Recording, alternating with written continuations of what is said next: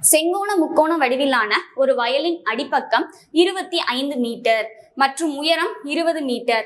அந்த வயலை செப்பனிடுவதற்கு ஒரு சதுர மீட்டருக்கு ரூபாய் 45 வீதம் செலவு ஆகும் எனில் மொத்த செலவை காண்க அப்படின்னு சொல்லி கொடுத்துருக்காங்களா.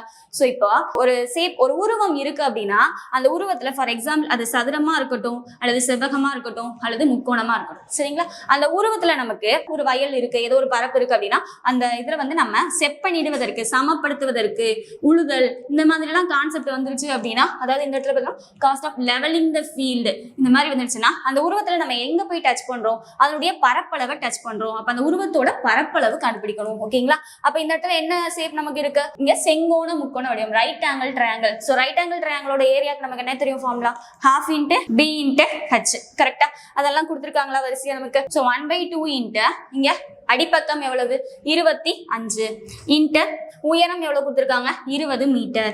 ஸோ இதை கேன்சல் பண்ணோம்னா நமக்கு என்ன கிடைக்கும், 10 × 25 250 மீட்டர் ஸ்கொயர் கிடைக்குது.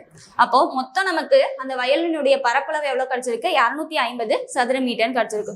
ஸோ இப்போ இதுல ஒரு மீட்டருக்கு எவ்வளவு ரூபாய் செலவாகுதான், ஒரு மீட்டருக்கு ஆகக்கூடிய செலவு அப்படின்னு சொல்லி பாக்குறப்போ 45 ரூபாய் செலவாகுதுன்னு கொடுத்துருக்காங்க. அப்போ ஒரு மீட்டருக்கு ஆகும் செலவு 45 அப்படின்னா நம்ம கிட்ட இருக்கிறது 250 மீட்டர் ஸ்கொயர். கரெக்டா. அப்ப 250 மீட்டர் ஸ்கொயருக்கு ஆகக்கூடிய செலவு எவ்வளவுன்னு பார்ப்போம். அப்ப என்ன பண்ண போறோம், 45 × 250 அந்த 45ஆல பெருக்க போறோம். அப்படி பெருக்க பார்த்தோம்னா நமக்கு என்ன வரும்னா 11,250 ரூபாய்னு வரும்.